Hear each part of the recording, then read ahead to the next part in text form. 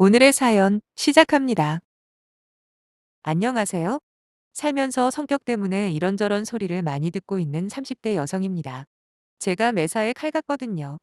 어떤 분들은 참고 넘어갈 줄도 알아야 한다면서 좋은 게 좋은 거라는 뜬구름 잡는 소리들을 하시기도 하지만 저는 그렇게 생각하지 않아요.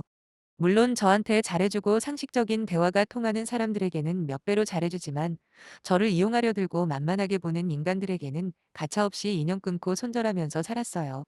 예전부터 받은 대로 돌려줘야 직성이 풀리는데 이런 성격을 가지고 태어난 걸 어쩌겠어요. 한 가지 자신 있게 말씀드릴 수 있는 건 적어도 제가 먼저 남들한테 민폐 끼친 적 없고 다른 누군가에게 아무리 작은 오이라도 받으면 반드시 두 배, 세 배로 갚을 줄 아는 사람이라는 거예요. 그런데 이런 저를 우습게 보고 이용해 먹으려는 사람이 시가 쪽에 있어 버리니 진짜 곤란하더라고요. 오랜 시간 동안 연애했던 전 남자친구와 헤어지고 한참 힘들 때가 있었습니다. 그때 저를 위로해준 사람이 바로 지금 남편이었네요. 처음 남편을 만났을 때 제 나이가 32, 그리고 남편의 나이가 36이었기 때문에 저희는 시작부터 결혼을 전제로 연애를 하게 되었고, 1년을 사귄 다음 결혼식을 올렸습니다. 눈에 보이는 허례허식 같은 건 중요하게 생각하지 않았기 때문에 신혼여행은 제주도로 다녀오고 끝이었어요. 물론 결혼식도 조촐하게 올렸고요. 대신에 그만큼 돈을 많이 아낄 수가 있었습니다. 신혼집은 전세로 남편이 장만했고 원래 결혼 전에 제가 모아두었던 돈이 1억가량이었는데 거기서 4천만 원은 혼수장만에 썼어요. 그리고 나머지 돈은 그대로 가지고 있기로 했죠. 나중에 우리가 전세살이 끝내고 집을 사게 된다면 그때 보태려고 말이에요. 사실 이 돈이 화근이 될 줄 알았다면 남편에게도 이야기하지 않았을 거예요. 하지만 그때만 해도 부부 사이에 이런 걸 숨기고 있다는 게 마치 죄를 짓는 기분이라 결혼 생활 시작하면서 사실대로 이야기해버렸습니다. 지금 생각하면 끝까지 제가 돈이 있다는 사실을 숨기는 게 좋았을 것 같은데 그놈의 양심의 가책이 뭔지 괜히 긁어 부스럼만 만든 것 같네요. 아무튼 남편과 저는 신혼 몇 달 동안 아무런 문제 없이 잘 살았습니다. 남편과 결혼을 결심하게 된 가장 큰 이유가 바로 워낙 성격이 둥글둥글해서 싸울 일이 전혀 없겠다 싶었거든요. 하지만 무조건 성격이 둥글둥글하다는 게 좋은 것만은 아니더라고요. 저희 시가 쪽에는 나이 많은 신우가 하나 있습니다. 남편보다는 3살이 더 많은데 3년 전에 이혼하고 5살짜리 딸을 혼자 키우면서 살고 있어요. 제가 결혼할 때까지만 해도 멀쩡히 직장 잘 다니고 있다가 갑자기 회사가 문을 닫게 되었다면서 퇴직금 몇 푼 받고 해고당하는 신세가 되어버렸대요. 씀씀이 자체가 워낙 무계획이었던 터라 모아둔 돈도 별로 없고 당장 아이 키우면서 먹고 살아야 하니 빨리 새로운 직장을 구해야 하는데 그게 마음처럼 쉽게 되지는 않았나 보더라고요. 하지만 요즘 괜찮은 일자리 구하는 게 보통 힘든 시기입니까? 여기저기 이력서를 내봐도 연락 오는 곳도 없다 하고 저희 신우 나이와 경력을 고려해 봤을 때는 아르바이트 자리를 구하기도 애매한 수준이라서 일자리 찾다가 거의 반년을 허송세월을 보냈답니다. 몇 년 동안 일하면서 모아놓은 돈과 퇴직금 합쳐봐야 겨우 3천만 원 조금 넘게 가지고 있었던 것 같은데 수입이 없는 상태로 시간만 흐르다 보니 신우가 압박감을 꽤 많이 느꼈던 모양이에요. 결국 이래저리 고민만 하던 차에 동네에서 프랜차이즈 카페가 매물로 올라온 걸 덥석 물더니 뜬금없이 카페를 한번 해봐야겠다고 하는 거예요. 막말로 요즘 한 집 건너 커피숍이라는 말이 있을 정도로 남아도는 게 카페 아닙니까? 얼마나 많은 카페들이 생기고 또 없어지는데 괜히 해본 적도 없는 일을 하면서 돈을 까먹을까봐 내심 걱정이 되더라고요. 그렇다고 시집 온 지 얼마 안 된 제가 신우한테 목소리를 낸다는 게 쉽지가 않았고 그나마 남편 보고 당신 누나 좀 말려보라고 몇 번 이야기를 해봤지만 남편은 살면서 누나가 자기 말을 들은 적이 없다면서 별다른 액션을 하지는 않더군요. 당시에는 조금 답답하긴 했어도 어차피 제 일도 아니라고 생각했고 사실 신우가 망하건 말건 저랑은 직접적으로 연관이 없을 줄 알았습니다. 그리고 장사라는 게 실력도 중요하지만 운도 정말 중요하다고 하잖아요. 누가 압니까? 신우가 카페 창업해서 대박이 날지 말이에요. 그래서 금세 신경 안 쓰고 잊어버리고 말았지요. 하지만 카페 인수할 때 보증금부터 시설관리비, 그리고 권리금까지 도합 5천만 원이 들었다고 하는데 그때 오픈할 돈이 모자라서 시부모님 돈까지 빌려서 시작한 걸로 알고 있어요. 최소한 시작하기 전에 한두 달은 알아볼 거 알아보고 그럴 줄 알았는데 들어보니까 일주일 만에 번개불에 콩 볶아먹듯 후다닥 시작을 했답니다. 아니 사업뿐만이 아니라 어떤 일이든 사전 준비가 제일 중요한 거 아닙니까? 한두 푼 들어가는 일도 아닌데다가 그 돈이 자기 전 재산보다 큰 돈이라면 무조건 신중했어야죠. 그런데 어떻게 저런 식으로 대책 없이 일을 저지르고 보는 걸까 정말 이해가 안 되더군요. 거기다 시부모님이 경제적으로 여유가 넘치는 것도 아닙니다. 기어이 본인 똥고집 때문에 자기 부모까지 힘들게 하는구나 속으로 참 황당했네요. 어쨌든 우여곡절 끝에 오픈한 시누이 카페는 초반 2달 정도는 꽤 오픈바를 받았다고 해요. 아무래도 동네에 사는 신우 지인들도 있으니 아는 사람들 사돈의 팔촌까지 불러본 모양이었죠.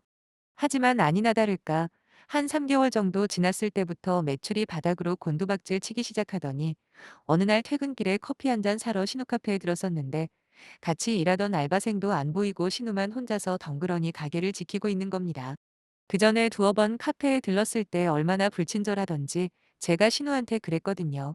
저 알바생 계속 쓰다가는 손님들 다 내쫓겠다고요. 그랬더니 신우가 말하길 자기 아는 사람 동생이라며 저한테 말 조심하라는 식으로 오히려 뭐라고 하길래 그 뒤로 신우 카페에 들르지 않았거든요. 그런데 오랜만에 들렀더니 알바생도 없이 혼자 있는 신우에게 오늘은 어쩐 일로 혼자 있냐 물어봤죠.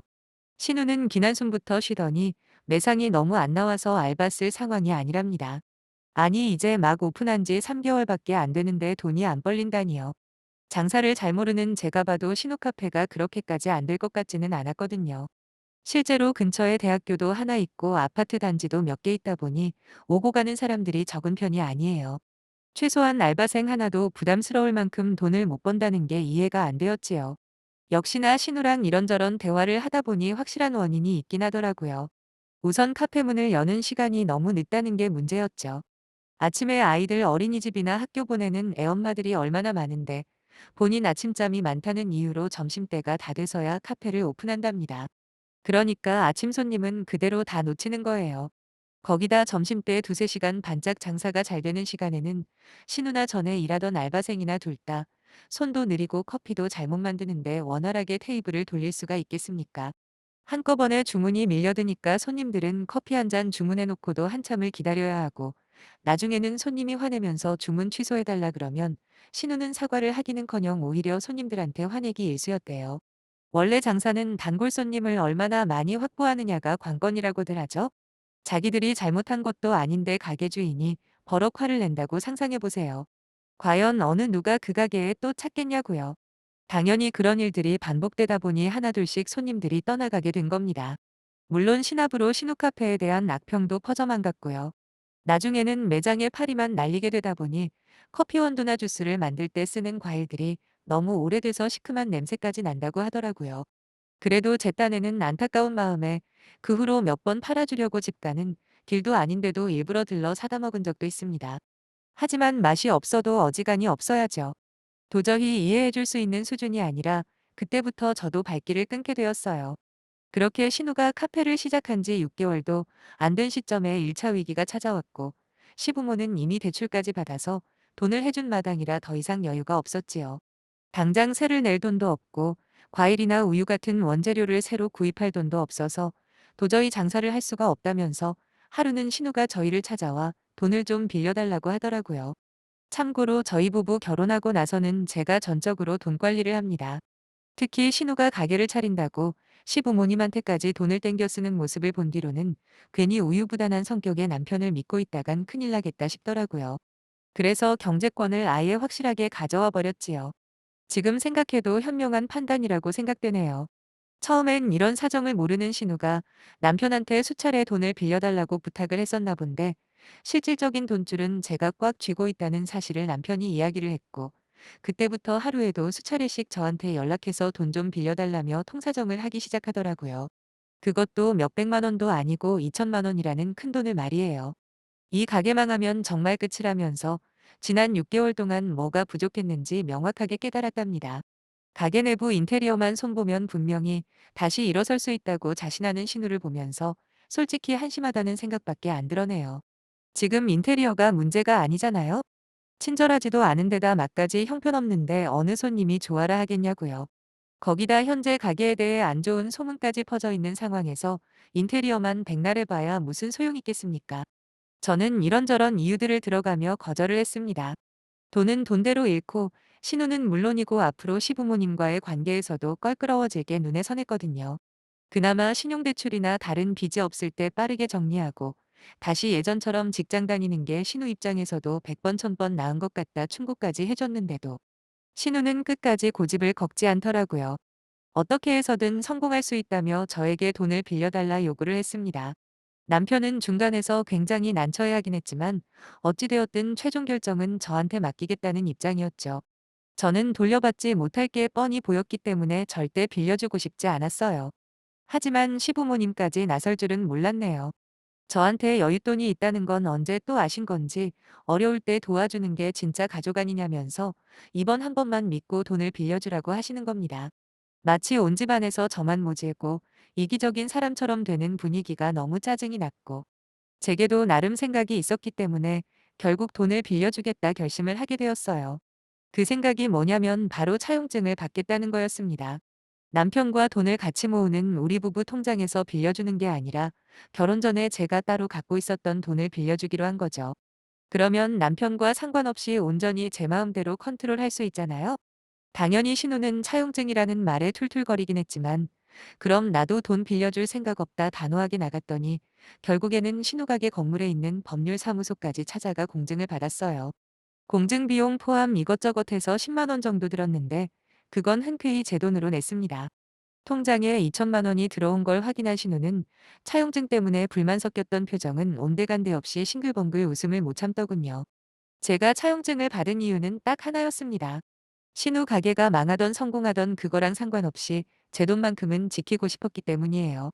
우여곡절 끝에 차용증까지 쓰면서 빌려간 돈으로 만약에 신우가 정신 차리고 그때부터라도 열심히 카페를 운영했다면 모르긴 몰라도 그렇게까지 빠르게 망하지는 않았을 텐데 저에게 돈을 빌려간 바로 다음 주에 신우는 자기 딸과 함께 양양인가 어딘가 요즘 아주 핫하다는 관광지로 여행을 가더군요.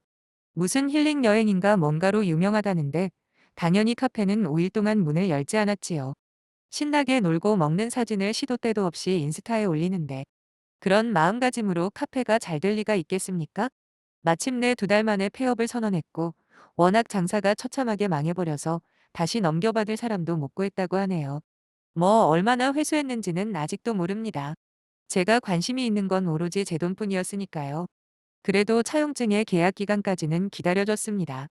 6개월 후에 돌려준다고 약속을 했었으니까 넉 달 동안은 2천만 원에 대한 그 어떤 언급도 하지 않았고 남편에게도 입조심을 시켰지요. 하지만 돈을 돌려줘야 할 기한이 실감이 나기 시작하면서 신우의 태도는 점점 뻔뻔해졌습니다.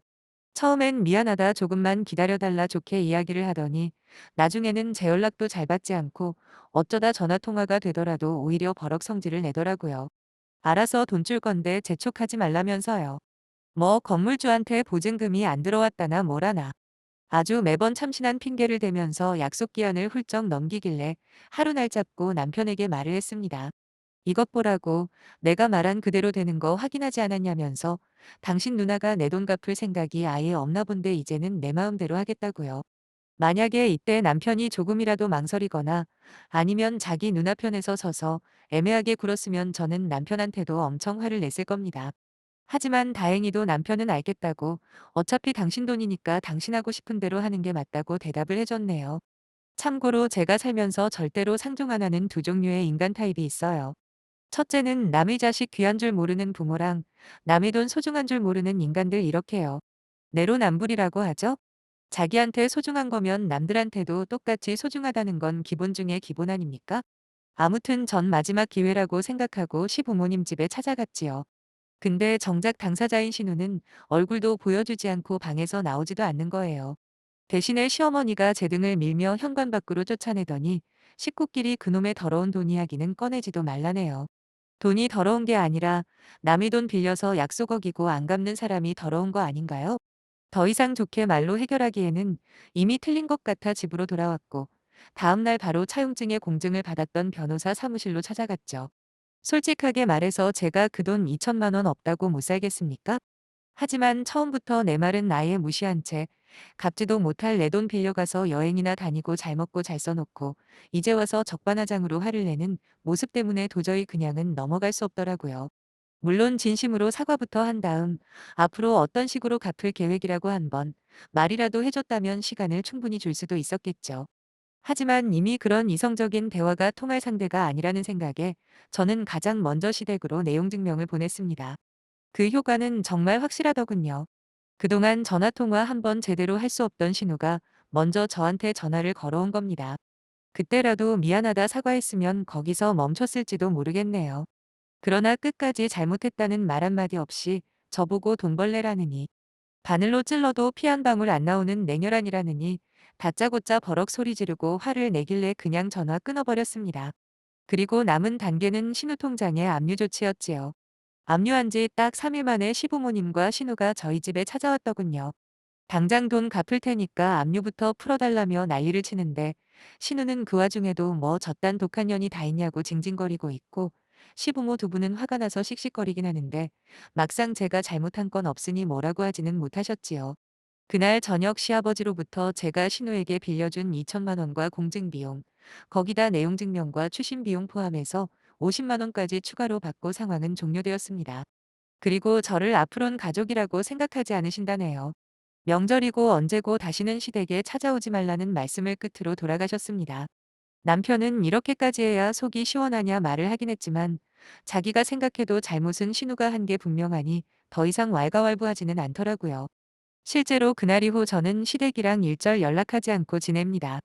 남편만 가끔씩 전화통화를 하나 본데 그것까지 제가 간섭할 건 아니고요. 제가 너무 독하다고 생각하시는 분들도 있겠지만 이 모든 상황이 제가 원해서 이렇게 된 건 아니잖아요. 가족과의 돈 문제를 흐지부지 처리했다면 돈과 가족 관계 모두 잃어버렸을 겁니다. 그나마 의는 상했어도 돈은 지켰으니 절반은 성공한 셈 아닌가 싶네요. 그리고 그런 사고방식을 가진 신우와 앞으로 엮이고 싶은 마음도 없고요. 앞으로도 똑부러지게 대처하며 살 겁니다. 감사합니다.